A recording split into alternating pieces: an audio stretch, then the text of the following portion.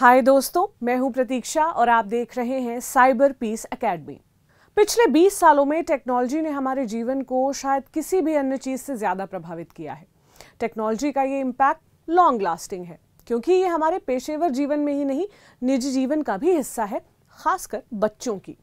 अगर आप अपने आसपास देखें तो जिन परिवारों में स्मार्टफोन या स्मार्ट टीवी है, वहां बच्चे केबल टीवी देखते ही नहीं हैं। जहां एक पूरी पीढ़ी टीवी पर कार्टून्स देखती हुई बड़ी हुई, आज बच्चे ऑनलाइन वीडियोस देखते और गेम्स खेलते बड़े हो रहे हैं। जाहिर है, कोविड लॉकडाउन के दौर में तो बच्चों का खेल और पढ़ाई दोनों ही मोबाइल स्क्रीन और इंटरनेट की बदौलत हो रहे थे। 2020 की एक रिपोर्ट के मुताबिक भारत में स्कूल जाने वाले 38% बच्चे, जिनकी उम्र 15 साल या उससे कम है, इंटरनेट का इस्तेमाल करते हैं। ये बच्चे सूचना और शिक्षा, सोशल मीडिया या वीडियो गेम्स खेलने के लिए इंटरनेट का इस्तेमाल करते हैं। कोविड महामारी की शुरुआत ने टेक्नोलॉजी और इंटरनेट पर बच्चों की निर्भरता को और बढ़ा दिया। सभी एज ग्रुप्स और पेशों के लोगों ने अपनी चॉइस से या मजबूरी से अपनी ऑफलाइन गतिविधियों को ऑनलाइन शिफ्ट करने का फैसला लिया। अब जीवन में इतना बड़ा बदलाव आ ही गया है तो हम चलो सब कुछ ठीक है कहकर आगे नहीं बढ़ सकते। जरूरी है कि बदलते दौर में हम अपने जीवन में बदलती इंटरनेट की भूमिका पर विचार करें और बच्चों के बढ़ते इंटरनेट के इस्तेमाल के बीच उन्हें अनुचित कंटेंट से बचाएं। कुछ साल पहले की गई एक स्टडी में पाया गया कि भारतीय बच्चे दुनिया में सबसे ज्यादा साइबर बुलीड हैं। दिल्ली और आसपास के शहरों में की गई एक अन्य स्टडी में पाया गया कि 4 टीनेजर्स में से एक ने खुद की मौत तस्वीरें या वीडियो इंटरनेट पर देखा और इनमें से लगभग आधे मामलों में कोई शिकायती कार्रवाई नहीं की गई। नेशनल क्राइम रिकॉर्ड ब्यूरो यानी एनसीआरबी के अनुसार 2019 के आंकड़ों की तुलना में 2020 में बच्चों के खिलाफ साइबर अपराध के मामलों में 400% की बढ़त हुई है। हम सभी जानते हैं कि किसी भी चीज का उपलब्ध डेटा अधिकतर टिप ऑफ द आइसबर्ग होता है, यानी असल आंकड़ा इससे कहीं बड़ा होगा, इसमें कोई शक नहीं है। इसलिए इंटरनेट के बढ़ते इस्तेमाल से साइबर अपराध का शिकार होने का खतरा बढ़ जाता है, जिससे बच्चे असुरक्षित हो जाते हैं।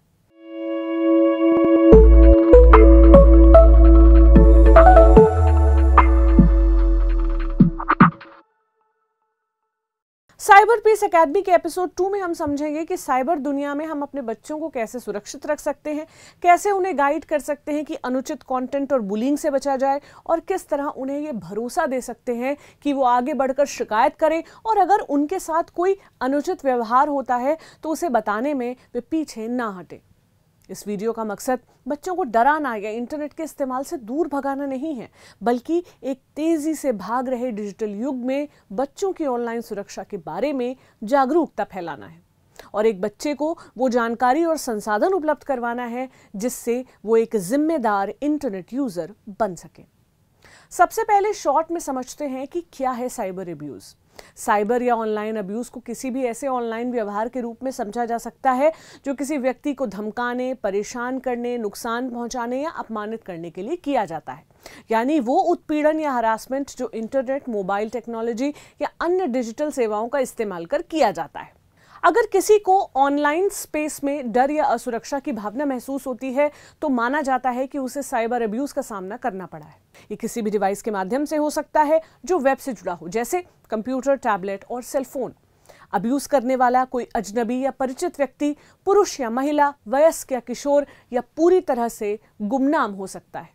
ऐसे में आप सोच सकते हैं कि आपके बच्चे तो बस यूट्यूब पर कार्टून ही देखते हैं, उन्हें क्या खतरा हो सकता है। या फिर शायद आप सोचें कि आपके बच्चे अभी टीनेज में नहीं पहुंचे तो उन्हें डरने की क्या जरूरत है। या आपको लगता हो कि बेटों को सुरक्षा की क्या जरूरत, ख्याल तो बस बेटियों का रखना पड़ता है, तो आप गलत हैं। हर वयस्क और बच्चे को साइबर सिक्योरिटी का पूरा ज्ञान होना चाहिए, क्योंकि साइबर हरासमेंट कितने छोटे स्तर से शुरू हो सकता है, कई बार हम सोच भी नहीं पाते।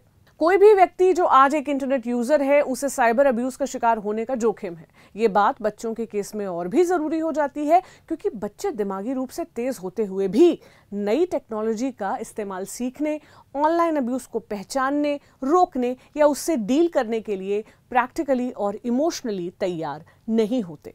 ऑनलाइन अब्यूज से लड़ने के लिए पहला कदम इसे पहचानने और इसे डिस्क्राइब करने के लिए एक भाषा विकसित करना है। इसलिए ये महत्वपूर्ण है कि पेरेंट्स, गार्डियंस और टीचर्स इन मामलों से परिचित हों, जिससे वो अपनी देखरेख में बच्चों को एजुकेट कर सकें, उन्हें प्रोटेक्ट कर सकें और किसी भी बुरी परिस्थिति में उनका ख्याल रख सकें। जैसा कि इंटरनेट आज बच्चों के जीवन में हर तरह से घुला मिला है, पछताने के मुकाबले सुरक्षित रहना बेहतर है। इससे पहले कि हम आगे बढ़ें, 3 सवाल है जो आपको अपने बच्चों से पूछने हैं। पहला, क्या आपने कभी पेरेंट्स या गार्डियन से साइबर एटिकेट यानी इंटरनेट पर किस तरह का व्यवहार करना चाहिए इस पर बातचीत की है? दूसरा, क्या आप जानते हैं कि साइबर अपराध के अंतर्गत किस प्रकार के अब्यूज शामिल हैं?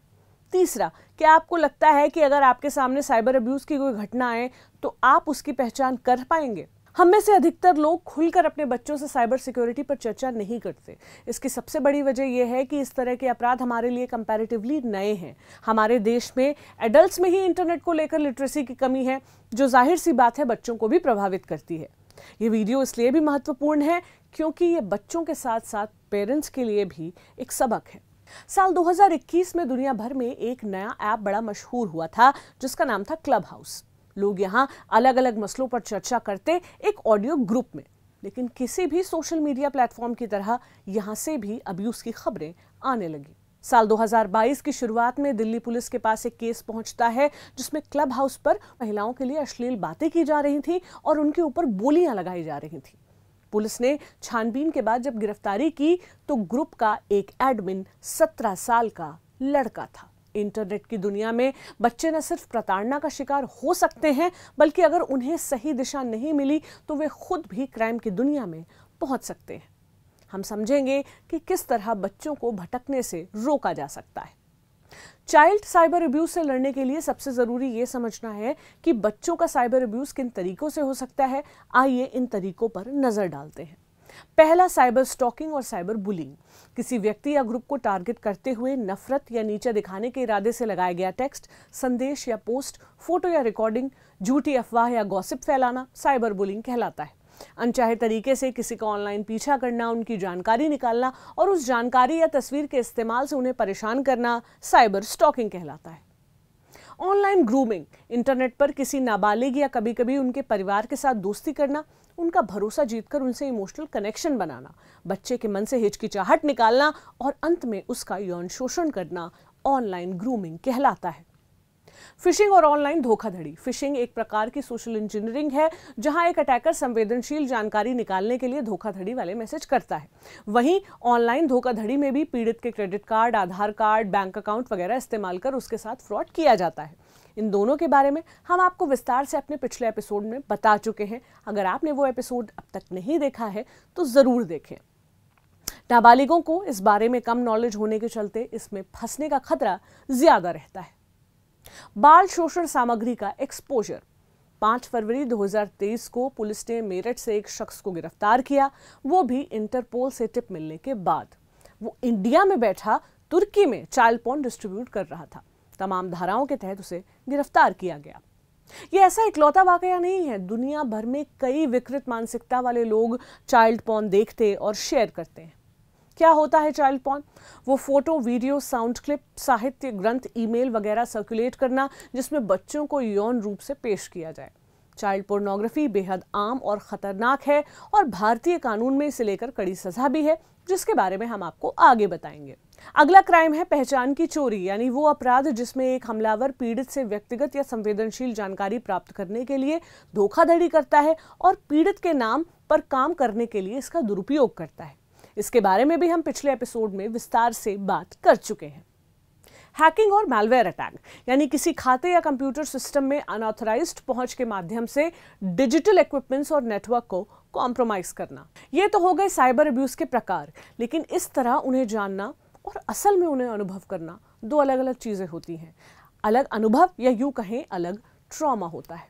ऐसा मुमकिन है कि एक नाबालिग या बच्चा अपने साथ हुए अब्यूज के अनुभव के बारे में किसी भरोसेमंद एडल्ट को बताना ना चाहे। इसके कई कारण हो सकते हैं, जैसे अब्यूज करने वाले की धमकियां, शर्म और गिल्ट की भावना, विश्वास न किए जाने का डर, अब्यूज करने वाले की आइडेंटिटी छुपाने की कोशिश क्योंकि वो कोई करीबी रिश्तेदार या दोस्त है, ये जानकारी ना होना कि उन्हें अब्यूज किया गया है, या फिर महज इस बात की समझ न होना कि इस बारे में किसी को बताना जरूरी है। इस बारे में बताना जरूरी है क्योंकि बच्चे अब्यूज की पहचान करना सीखें और हमेशा किसी भी संकेत के प्रति सतर्क रहें जो अब्यूज की आहट देता हो। आप कैसे पहचान सकते हैं कि आप ऑनलाइन अब्यूज का सामना कर रहे हैं? आप कैसे पहचान सकते हैं कि आपके किसी साथी के साथ अब्यूज हो रहा है? अगर आपको डाउट है कि अब्यूज किया जा रहा है तो आपको क्या करना चाहिए? आइए समझते हैं कि अब्यूज की पहचान कैसे करें। बच्चों के केस में एक सिंपल सा फंडा है कि ऑनलाइन बिताया गया समय जितना अधिक होगा, ऑनलाइन अब्यूज की आशंका उतनी ही ज्यादा होगी। इसके अलावा बच्चों को इंटरनेट की लत का जोखिम रहता है, खासकर तब जब छोटे बच्चे पर पेरेंटल कंट्रोल ना हो।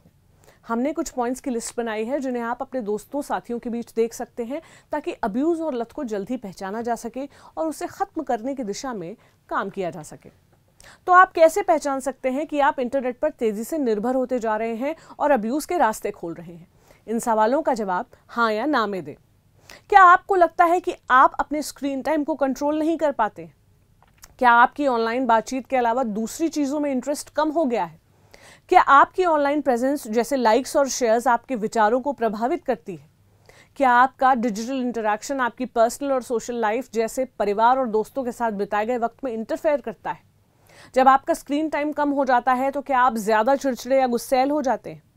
क्या आप अपने स्क्रीन टाइम या मोबाइल के इस्तेमाल के बारे में झूठ बोलते हैं? क्या social media, chat, video game, online browsing एक खराब दिन के बाद खुद को बेहतर महसूस कराने का आपका पसंदीदा तरीका है? क्या आप ऐसे किसी एडल्ट से ऑनलाइन नियमित रूप से बातचीत करते हैं जो आपको सहज बनाने और आपके जीवन के डिटेल्स जानने की कोशिश करते हो, आपका विश्वास हासिल करने, आपके बारे में जानने, गिफ्ट्स भेजने की कोशिश करते हैं और अक्सर आपकी हद से ज्यादा तारीफ करते हैं? इन सवालों में से अधिकतर के लिए आपका जवाब अगर हाँ है तो हो सकता है कि आप एक डिजिटल एडिक्शन की शुरुआत कर रहे हो या भविष्य में कोई आपके साथ ऑनलाइन अब्यूज की तैयारी कर रहा हो। अब इस एपिसोड के सबसे अहम हिस्से पर आते हैं, यानी वो हिस्सा जिसमें हम आपको बताएंगे कि एक बच्चे या नाबालिग के तौर पर आप इंटरनेट पर कैसे सुरक्षित रह सकते हैं। पहले जानते हैं वो काम जो आपको जरूर करने चाहिए। अपने ऑनलाइन इंटरैक्शन में पॉजिटिव रहें। इंटरनेट का उपयोग करते समय हमेशा टॉलरेंट रहें, यानी छोटी बातों पर रिएक्ट ना करें, अपना पेशेंस ना लूज करें। सहानुभूतिपूर्ण यानी सिंपैथेटिक रहें और दूसरों की रिस्पेक्ट करें। पोस्ट करने, कमेंट करने और ईमेल भेजने के पहले रुकें और सोचें। किसी फाइल को क्लिक करने या डाउनलोड करने से पहले वायरस के लिए अटैचमेंट और पॉपअप की जांच करें। अपने ब्राउजर को अपडेट रखें और जिन साइट्स पर शक हो उन पर अचानक विजिट को रोकने के लिए प्लगइन का इस्तेमाल करें। ऑनलाइन मिली जानकारी की सच्चाई दूसरों से कंफर्म करें। ऑनलाइन स्पेसेस एक्सेस करने से पहले हमेशा विश्वसनीय एडल्ट्स को सूचित करें या उनसे अनुमति लें। मजबूत पासवर्ड बनाएं और दुरुपयोग को रोकने के लिए उन्हें बार बार बदलते रहें। सोशल नेटवर्किंग साइट्स पर प्राइवेसी सेटिंग्स को ध्यान से पढ़ें। पर्सनल जानकारी को पब्लिक ना करें। जितना हो सके अपनी पहचान और डेटा को सुरक्षित रखें। अज्ञात या संदिग्ध वेबसाइट्स या सामग्री से दूर रहें। म्यूजिक, मूवी या गेम डाउनलोड करने के लिए सुरक्षित और लीगल साइट्स का इस्तेमाल करें। सुनिश्चित करें कि आपके ब्राउजर में फायरवॉल हो। डिजिटल फुटप्रिंट्स को समझें। आपको केवल वही जानकारी पोस्ट करनी चाहिए जो आपके शिक्षक, माता पिता या भविष्य में आपको नौकरी देने वाली कंपनी देख ले तो आपको बुरा ना लगे। उन लोगों से व्यक्तिगत रूप से ना मिलें जिनसे आपने केवल ऑनलाइन बात की है। लोग वास्तव में वो नहीं होते जो ऑनलाइन होने का दावा करते हैं। ऐसा कई बार होता है। अगर आपको संदेह है कि आपका अकाउंट हैक कर लिया गया है तो सोशल नेटवर्किंग साइट की सपोर्ट टीम को तुरंत रिपोर्ट करें। ऐसी सामग्री को ब्लॉक और रिपोर्ट करना सीखें जो आपको असहज करती हैं। सोशल नेटवर्क पर हाई सिक्योरिटी और प्राइवेसी सेटिंग्स सेट करें। जो डिवाइस आपके नहीं हैं उनका उपयोग करने के बाद हमेशा अपने अकाउंट से लॉग आउट करें। ऑनलाइन धोखाधड़ी या अब्यूज के नए फॉर्म्स की जानकारी के लिए अलग अलग संस्थानों के साइबर सुरक्षा ट्रेनिंग और सेमिनार्स में भाग लें। फेक न्यूज से सावधान रहें और इसे फॉरवर्ड करने से पहले ऑनलाइन प्राप्त जानकारी को हमेशा वेरीफाई करें। ऐसे दोस्तों से सावधान रहें जो ऑनलाइन रहते हुए जरूरत से ज्यादा दोस्ताना लगते हैं। ईमेल और सोशल नेटवर्किंग खातों पर 2 फैक्टर ऑथेंटिकेशन एक्टिवेट करें। इसके अलावा डिजिटल शिष्टाचार यानी एटिकेट फॉलो करें। अपने करीबी दोस्तों के साथ भी पासवर्ड शेयर ना करें। अपने मित्रों को अपने इलेक्ट्रॉनिक गैजेट उधार लेने ना दें। ऑनलाइन गेम खेलते समय या चैट के दौरान कभी भी अपनी तस्वीरें शेयर ना करें, ना ही अपना वेबकैम चालू करें। अजनबियों के साथ वीडियो चैट में कभी भी शामिल ना हो। अब जानते हैं वो काम जो आपको बिल्कुल नहीं करने चाहिए। सिम, फोन, लैपटॉप से अपना डेटा क्लियर किए बिना मोबाइल, लैपटॉप वगैरह को रिपेयर के लिए ना भेजें। ऑनलाइन कुछ भी ऐसा पोस्ट ना करें जिसे आप वहां हमेशा के लिए नहीं चाहेंगे। इंटरनेट सेवाओं का बिना सुपरविजन या सीक्रेट तरीके से इस्तेमाल ना करें। अपना होमवर्क या असाइनमेंट करते समय चीज़ों को सीधे इंटरनेट से कॉपी ना करें। कभी भी अपने या किसी और के बारे में व्यक्तिगत जानकारी या कॉन्टैक्ट डिटेल्स जैसे एड्रेस, फ़ोन नंबर, लोकेशन वगैरह किसी भी प्लेटफॉर्म पर शेयर ना करें। अपनी या किसी और के पर्सनल या इंटीमेट फोटोज़, वीडियो या ऑडियो क्लिप कभी भी शेयर ना करें। सोशल मीडिया प्लेटफॉर्म पर अजनबियों से दोस्ती ना करें। अगर किसी भी समय आपके साथ अब्यूज किया गया हो तो भरोसेमंद एडल्ट्स को बताने में डर या शर्म महसूस ना करें। आप अकेले नहीं हैं, ये बात हमेशा याद रखें। ऑनलाइन अजनबियों या दोस्तों की किसी भी ऐसी मांग या रिक्वेस्ट को स्वीकार ना करें जो आपको ठीक नहीं लगती या आपको अनकंफर्टेबल महसूस करवाती है। डराने, धमकाने, अश्लील या आपत्तिजनक मैसेज का जवाब ना दें, लेकिन एविडेंस को सहेज कर रखें। मैसेजेस को डिलीट ना करें, उनका स्क्रीनशॉट ले लें, उसे भरोसेमंद एडल्ट्स के साथ शेयर करें। अननोन सोर्सेस से अपने डिवाइस पर ऐप्स या गेम्स इंस्टॉल ना करें। कभी भी अपना यूजर नेम या पासवर्ड किसी को ना दें। ऑनलाइन रहते हुए जोखिम भरे व्यवहार में शामिल ना हो, जैसे हेट मटेरियल शेयर करना या लिखना, सेक्सुअल फोटोज पोस्ट करना या शेयर करना। इंटरनेट पर ब्राउज करते समय कभी भी वो पासवर्ड सेव ना करें जो आपके नहीं है। किसी भी सोशल नेटवर्किंग साइट पर अपने या दूसरों के लिए फेक प्रोफाइल ना बनाएं। पब्लिक कंप्यूटर पर पर्सनल यूएसबी या हार्ड ड्राइव का इस्तेमाल ना करें। किसी के साथ अपने शारीरिक या सेक्सुअल एक्सपीरियंस शेयर करने के लिए मजबूर ना महसूस करें। किसी भी तरह की अश्लील तस्वीरें, वीडियो वगैरह भेजने या मांगने में शामिल ना हो। किसी अनजान व्यक्ति के लिए कभी भी अपना वेबकैम चालू ना करें। कैमरा अगर बंद हो तो कैमरे को स्टिकर से ढक दें। ऐसे ऑनलाइन गेम खेलने में शामिल ना हो जो खुद को नुकसान पहुंचाने वाले व्यवहार को बढ़ावा देते हो। अब आगे बढ़ते हैं, समझते हैं ऐसे कुछ तरीके जिनसे आप अपनी सिक्योरिटी और बढ़ा सकते हैं। अपने डिवाइस जैसे लैपटॉप और पीसी पर एंटीवायरस और एंटी मैलवेयर सॉफ्टवेयर इंस्टॉल करें और उसे रन करें, क्योंकि ये प्रोग्राम मैलवेयर को ब्लॉक कर सकते हैं। आपके डिवाइस पर रेगुलर स्कैन चलाने की सलाह दी जाती है, क्योंकि ये उस मैलवेयर का पता लगा सकता है जिस पर किसी का ध्यान नहीं गया हो। अपने ऑपरेटिंग सिस्टम, ब्राउजर और अन्य प्रोग्राम्स को अपडेटेड रखें। ईमेल और अन्य वेबसाइट्स जैसे बैंकिंग साइट्स का उपयोग करते समय 2 फैक्टर ऑथेंटिकेशन का इस्तेमाल करें। खाते तक पहुंचने के लिए वेरिफिकेशन के 2 स्तरों की आवश्यकता होती है और इस प्रकार सुरक्षा बढ़ जाती है और धोखाधड़ी और अब्यूज के मामलों को कम किया जा सकता है। कुछ और तरीके हैं जिससे आप अपने गैजेट की सुरक्षा को सुनिश्चित कर सकते हैं। ऑनलाइन बैंकिंग लेन देन करने से पहले सुनिश्चित करें कि बैंक के पास SSL यानी सिक्योर सॉकेट लेयर प्रमाण पत्र है। एड्रेस बार पर लॉक साइन की जांच करें और HTTPS की पुष्टि करें कि आप एक सुरक्षित बैंक वेबसाइट पर जा रहे हैं। इससे आप वित्तीय धोखाधड़ी से बच सकते हैं। हमेशा सुनिश्चित करें कि आपकी महत्वपूर्ण फाइलों का बैकअप कहीं और है। कुछ मैलवेयर प्रोग्राम आपको इंटरनल ड्राइव पर मौजूद डेटा को डिलीट या करप्ट कर सकते हैं। वेब ब्राउजर का उपयोग समाप्त करने के बाद कुकीज और अन्य डेटा क्लियर कर दें।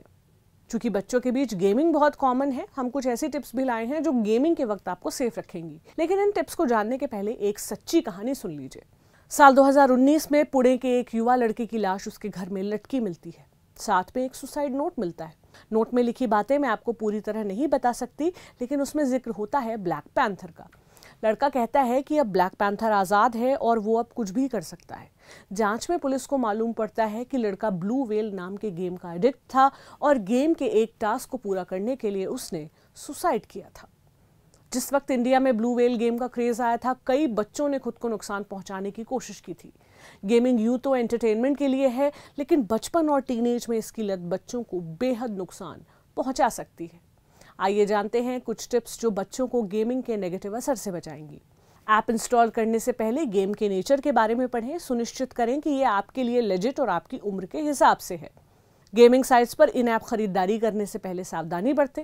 अपने माता पिता के साथ खेल खेलने की कोशिश करें। इसमें उन्हें शामिल करने से जोखिमों को समझने में मदद मिलेगी। गेम का सुरक्षित नाम रखें, जैसे सीक्रेट निंजा 99 या सुपर हीरो 55।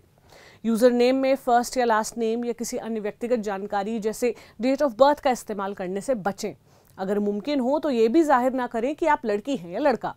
वास्तविक तस्वीर के बजाय एक एवटार का इस्तेमाल करें। खेल के दौरान किसी को गेमर के साथ अपनी तस्वीर शेयर ना करें या अपना वेबकैम चालू ना करें। गेम लॉगिन के लिए मुश्किल पासवर्ड सेट करें। गेम खेलते समय अजनबियों से चैट के जरिए बात करने से बचें।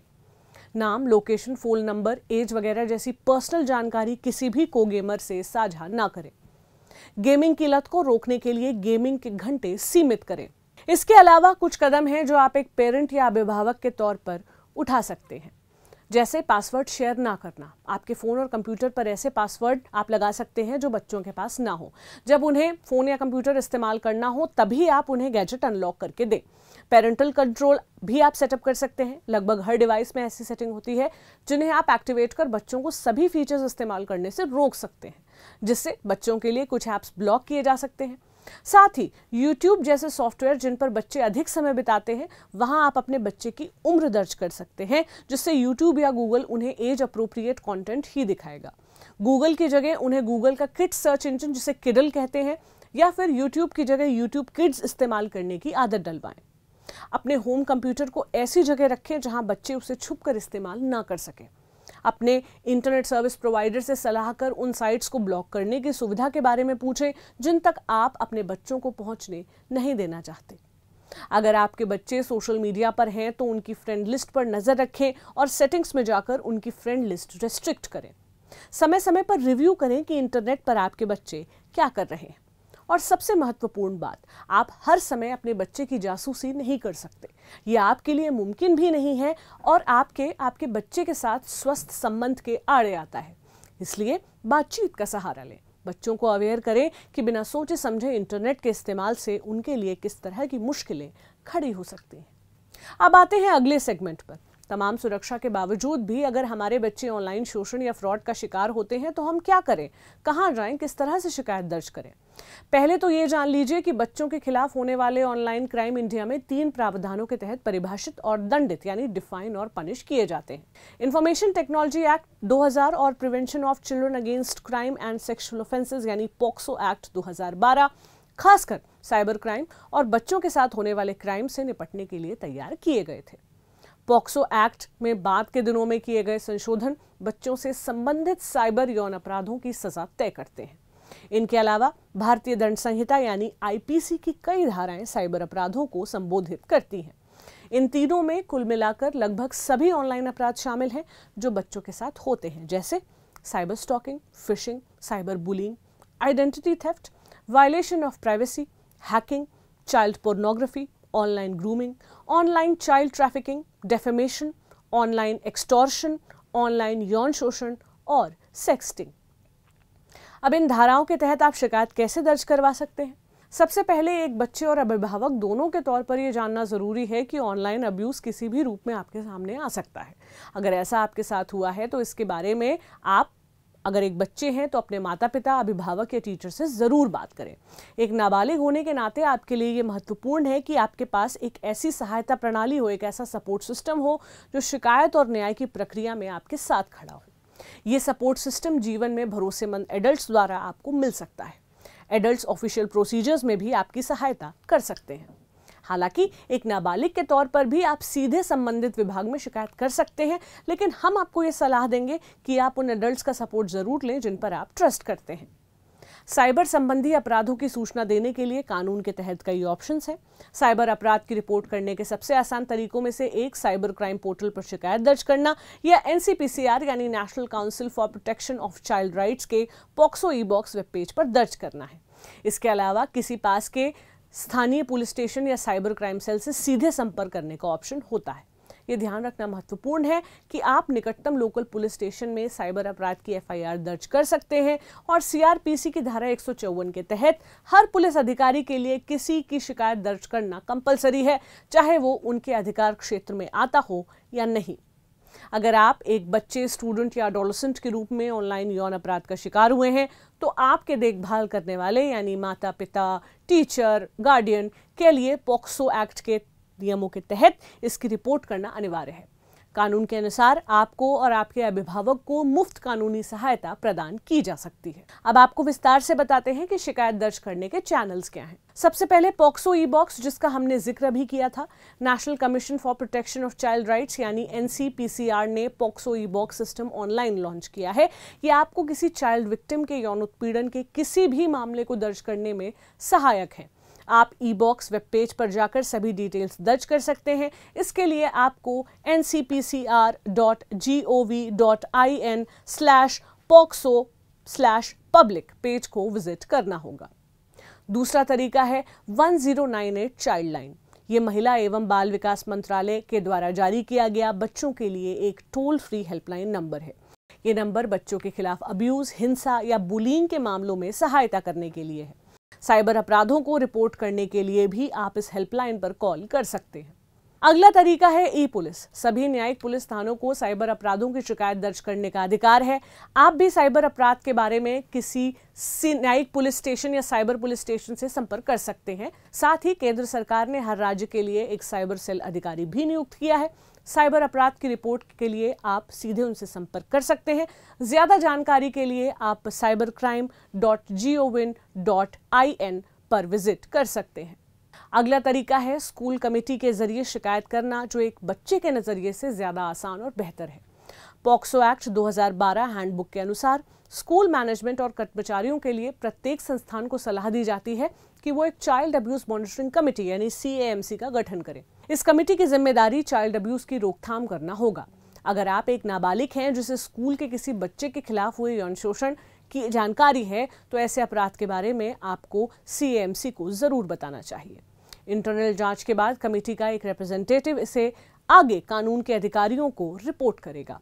अगला तरीका है चाइल्ड वेलफेयर कमेटी यानी CWCs, जो प्रत्येक जिले में या जिलों के एक समूह के लिए मौजूद हैं। देखभाल और प्रोटेक्शन की जरूरत वाले किसी भी बच्चे को एक पब्लिक सर्वेंट, सोशल वर्कर, आम नागरिक या खुद बच्चे द्वारा ऐसी कमेटी के सामने लाया जा सकता है। अगला तरीका है NCPCR और SCPCR, national commission for protection of child rights, और अलग अलग स्टेट कमीशन वो संस्थान हैं जो भारत में सभी कानूनों, कार्यक्रमों और नीतियों में चाइल्ड राइट्स के लिए काम करते हैं।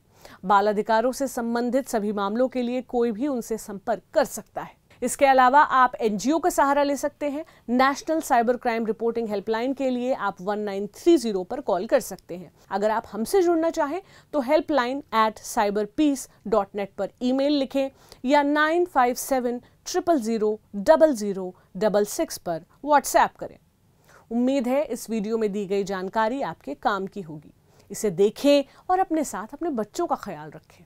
बच्चों को ऐसा माहौल दें कि अपने साथ हो रहे किसी भी तरह के शोषण को वो आपसे खुलकर कह सकें। उन्हें डांटने डपटने के बजाय ऐसी घड़ी में उनके दोस्त बने। अब आपसे मुलाकात होगी अगले एपिसोड में एक नए टॉपिक के साथ। शुक्रिया।